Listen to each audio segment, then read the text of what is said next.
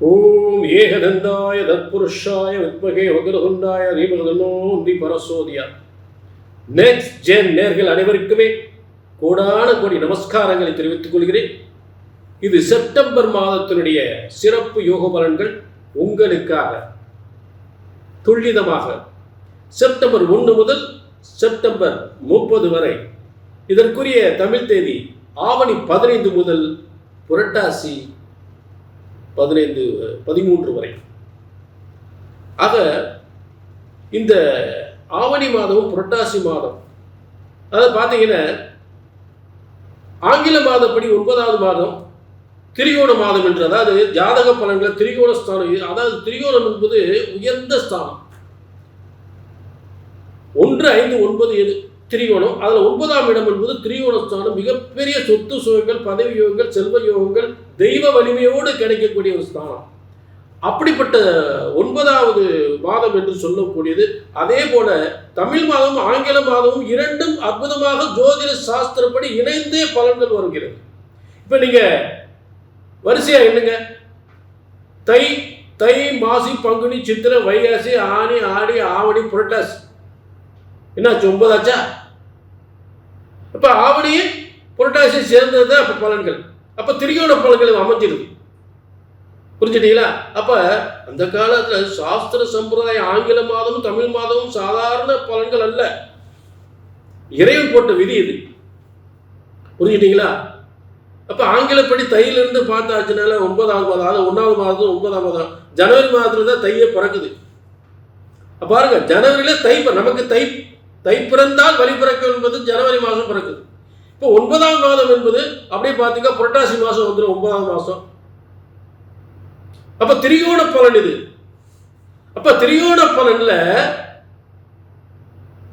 உலகத்திற்கு ஒரு தெய்வ குழந்தை அவதரிக்கிற ஒரு மாதம். அதே போல பார்த்தீங்கன்னா ஒரு தெய்வ குழந்தையாக விநாயகர் சதுர்த்தி, அதாவது விநாயகர் பெருமான் அவதரித்த காலம். அப்ப எல்லாருக்கும் பார்த்தீங்கன்னா இந்த தெய்வ குழந்தை பிறக்கக்கூடிய ஒரு நேரம். புத்திர பாக்கியம் இல்லாதவருக்கு ஒரு புத்திர பாக்கியம் பிறக்கக்கூடிய நேரம்.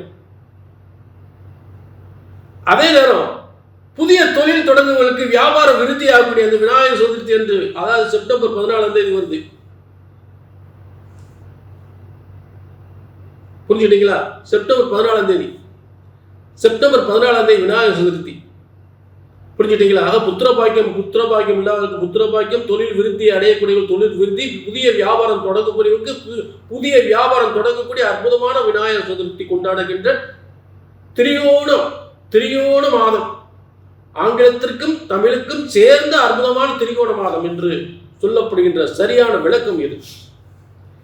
ஆக இது உங்களுக்கு ஒரு தெய்வ அனுகூலத்துடன் சித்தர்கள் சொன்ன முறைப்படி இங்கே பலன்கள் சொல்லப்படுகின்றன. பிரம்மனால் எழுதப்பட்டது உங்கள் தலையெழுத்து. ஆக பிரம்மன் எழுதப்பட்ட தலையெழுத்தை சித்தர்களும் முனிவர்களும் சொன்ன முறைப்படி உங்கள் தலையெழுத்து இங்கே கணிக்கப்படுகின்றன. ஜோதிடம் என்பது இறைவனால் படைக்கப்பட்டது. பிரம்மன் உங்கள் தலையெழுத்தை எழுதியிருக்காரு. அதை ஜோதிடராகிய நாங்கள் சரியாக கணித்து உங்கள் எதிர்காலம், உங்களை முயற்சிகளும் வெற்றி பெறுமா, உங்கள் வியாபாரம் விருத்தி அடையுமா, உங்களுக்கு நல்ல பதவி யோகம் கிடைக்குமா, சொத்து சுகங்கள் கிடைக்குமா, புத்திர பாக்கியம் கிடைக்குமா, உங்கள் வளர்ச்சி நல்ல சிறந்த வளர்ச்சி, உங்களுடைய முன்னேற்றம், உங்களுடைய வளர்ச்சி எங்களுக்கு முக்கியம், உங்களுடைய முன்னேற்றம் எங்களுக்கு முக்கியம். புரிஞ்சுட்டீங்களா? ஆக உங்கள் தொழில் விருத்திகள் எங்களுக்கெல்லாம் ரொம்ப முக்கியம். அப்போ இது போன்ற துறையில் நீங்கள் அனைவருமே சிறந்த சாதனை புரிய வேண்டும். அதற்கு ஜோதிடம் ஒருபோதும் தப்புவதில்லை, தவறுவதில்லை. பிரம்மனால் எழுதப்பட்ட தலையெழுத்து. புரிஞ்சுட்டீங்களா? ஆக ஒரு ஜோதிடத்தின் பலன் சொன்னது நடக்கவில்லை என்றால் ஒன்று உங்கள் ஜாதகம் தவறாக இருக்க வேண்டும், இல்லை என்றால் ஜோதிடராகிய நான் தவறாக இருக்க வேண்டும். ஆக பிரம்மன் போட்ட உங்க தலையெழுத்து, அதை சரியாக கணித்தால் சரியாக நடக்கும். கீழே நம்பர் நோட் பண்ணிக்கங்க, ஒரு அப்பாயின்மெண்ட் வாங்கிக்கலாம். இது பொது பலன். செப்டம்பர் மாதத்தினுடைய சிறந்த யோக பலன்களை துலா ராசிக்கு இப்போ பார்க்க போறோம். இப்போ ஒவ்வொரு ராசிக்கும் பார்க்கும்போது இப்போ இருக்கல ரொம்ப பிரமாதமான ராசி அமைப்புகள் என்று பார்த்தோம்னா துலா ராசிக்கு அற்புதமாக அமைஞ்சிருக்கு. ஏன்னா இந்த செப்டம்பர் மாத பலன்கள் பார்க்கும். துலா ராசியில் சுக்கிரன் ராஜ கிரகம், செல்வ யோக ராஜ கிரகம். அந்த ராஜகிரகம் ஆட்சி பெற்று இருக்கக்கூடிய ஒரு அமைப்பு. துலா ராசி சுக்கிரன் ஆட்சி பெற்றிருக்கின்ற ஒரு அமைப்பு. அப்ப இந்த அமைப்புல என்ன யோகங்கள் ஏற்பட போகுது அப்படின்னு பார்த்தோம்னா, நிச்சயமா துளாராசிக்காரர்களுக்கு அவங்களோட தொழில் உள்ளூர் தொழிலை விட வெளியூர் தொழில், வெளிமாநில தொழிலும் ரொம்ப சூப்பரா இருக்கும், பிரமாதமா இருக்கும். பொன் பொருள் தங்கம் செல்வங்கள் கொட்டக்கூடிய நேரம். படித்த மனைவி, லட்சணமான அழகான படித்த மனைவி கிடைக்கக்கூடிய நேரம். மனைவியால் யோகம், பெண்ணால் யோகம், மனைவியால் யோகம் நிச்சயமாக துளாராசிக்கு உண்டு. இப்போ துளாராசிக்காரங்க ஒரு புதிய ஒரு பெண்ணோடு தொடர்பு, நட்பு, அந்த மாதிரி அவங்களால ஒரு நல்ல ஒரு யோகங்கள் ஏற்படுறதுக்கு வாய்ப்புகளை கொடுக்கும். புரிஞ்சுட்டீங்களா? ஆக நினைத்த காரியங்கள்லாம் மிகப்பெரிய வெற்றி அடையும். முக்கியமாக வெளிநாட்டு தொழில், வெளிநாட்டு எக்ஸ்போர்ட் பண்ணக்கூடிய தொழில் ரொம்ப சிறப்பாக இருக்கும்.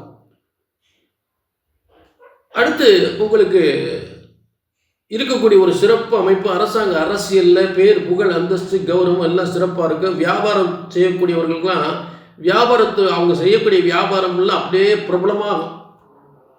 பிரபலமான மனிதராக ஆக போறீங்க.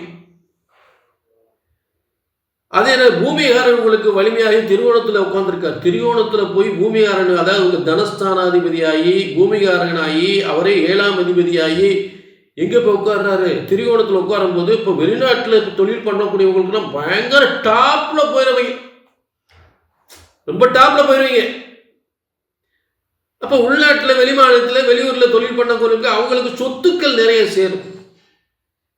நிச்சயமாக தொழில், அதாவது துளாராசிக்காரங்க 2 சொத்து வாங்குவீங்க, 2 விதமான 3 விதமான தொழில் பார்ப்பீங்க.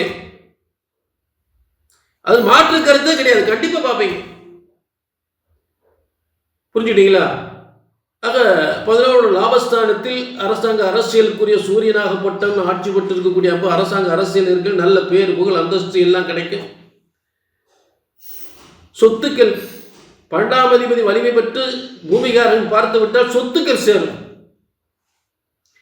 12ல் உங்களுக்கு புதன் ஆட்சி, 10ஆம் இடத்துல, அதாவது 9ஆம் இடத்துல செவ்வாய் 12ஆம் இடத்தை பார்க்குறாரு. அது 12ஆம் இடத்தை வலிமை அடையும் போது 9ஆம் இடத்திலிருந்து 12ஆம் இடம் வலிமை அடையும் போது சொத்துக்கள் சேரும். புதிய சொத்து உறுதியாக வாங்குவீங்க. அப்போ இதெல்லாம் எந்த அளவுக்கு உண்மை அப்படின்னு கீழே நம்பரை நோட் பண்ணிக்கோங்க. இதெல்லாம் உண்மைதானா அப்படின்னு கீழே நம்பருக்கு நோட் பண்ணிட்டு உங்கள் தனிப்பட்ட ஜாதகத்தை பார்த்துக்கலாம். புரிஞ்சுட்டீங்களா? அதே நேரம் திரும்ப இதைத்தான் சொல்றேன். ஜோதிட சாஸ்திரம் என்பது பிரம்மனால் எழுதப்பட்ட தலையெழுத்து. உங்க தலைத்தை பிரம்மன் தான் எழுதியிருக்கிறார். அதை நாங்கள் கணிச்சு சொல்றோம் உங்களுக்கு. ஆக பிரம்மனால் எழுதப்பட்ட ஜோதிட சாஸ்திரம் என்பது ஒருபோதும் தப்புவதில்லை, தவறுவதில்லை. புரிஞ்சுட்டீங்களா? ஆக அதை சரியாக கணித்தால் சரியா நடக்கும், தப்பா கணிச்சா தப்பா தான் நடக்கும்.